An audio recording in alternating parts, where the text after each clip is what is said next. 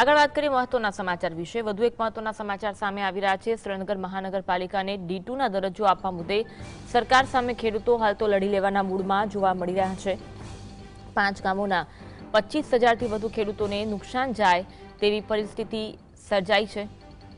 મહાનગરપાલિકામાં સમાવેશ કરાયેલા જે વિસ્તારો છે, ખેડૂતોને તેનાથી નુકસાની વેઠવાનો વારો આવે તેવી શક્યતા જોવા મળી રહી છે।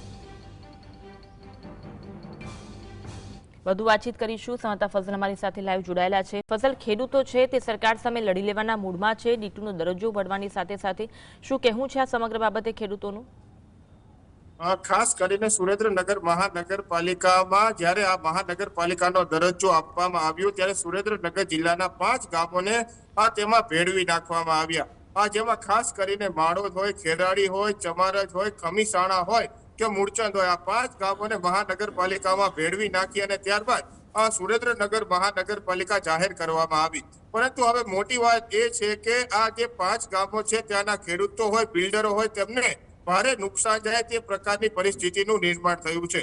ખાસ કરીને જ્યારે આ ગામડાઓ મહાનગરમાં ભેળવવામાં આવ્યા ત્યારે આ ગામોનો વિકાસ થશે તેવા દાવાઓ નેતાઓ અને અધિકારીઓ દ્વારા કરવામાં આવતા હતા, પરંતુ આ દાવાઓ છે તે હવે પોકળ સાબિત થયા છે। કારણ કે અત્યાર સુધીમાં જે આ 5 ગામો છે તે સરકારના ચોપડે D4 યોજના હેઠળ બોલતા હતા, પરંતુ હવે મહાનગરપાલિકામાં ભળતાની સાથે આ જે 5 ગામડાઓ છે તેમને D2નો દરજ્જો આપવાની જાહેરાત છે તે કરી દેવામાં આવી છે। ખાસ કરીને જ્યારે D2ની આજે આ 5 ગામોમાં D2 યોજના લાગુ કરવામાં આવશે તો આ વિસ્તારના ખેડૂતો છે કે બિલ્ડરો છે તેમના દ્વારા જે જમીનો એને કરાવવામાં આવશે તો તેની જમીનો 40% જેટલી કપાત થઈ જશે।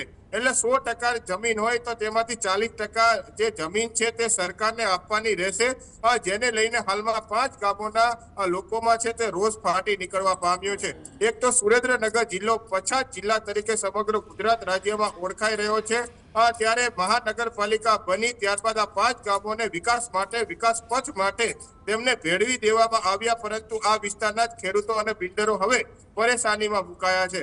ખાસ કરીને 1990 પછી એક તરફ મહાનગરપાલિકા દ્વારા એક પણ નવો ટીપી પ્લાન્ટ છે નથી, જ્યારે કોન્ટ્રાક્ટ એજન્સીઓ દ્વારા સુરેન્દ્રનગર શહેરી વિસ્તારમાં સોસાયટીઓ બનાવવામાં આવે તો તેમને પોતાના ખર્ચે રોડ, રસ્તા, સ્ટ્રીટ લાઇટ અને પ્રાથમિક સુવિધાઓ ઉપલબ્ધ કરવી પડી રહી છે। ત્યારે બીજી તરફ હવે D2નો દરજ્જો મળતા દરેક ગ્રામીણ વિસ્તારના ખેડૂતો હોય કે પછી જે બિલ્ડર હોય તેમને પોતાની જે મૂળ જમીન છે તેની 40% જમીન કપાત મૂકવી પડશે તે અંગેનો નિર્ણય અને પરિપત્ર સરકાર દ્વારા કરવામાં આવ્યો છે, જેને લઈને પણ હાલના તબક્કામાં રોષ ફાટી નીકળ્યો છે।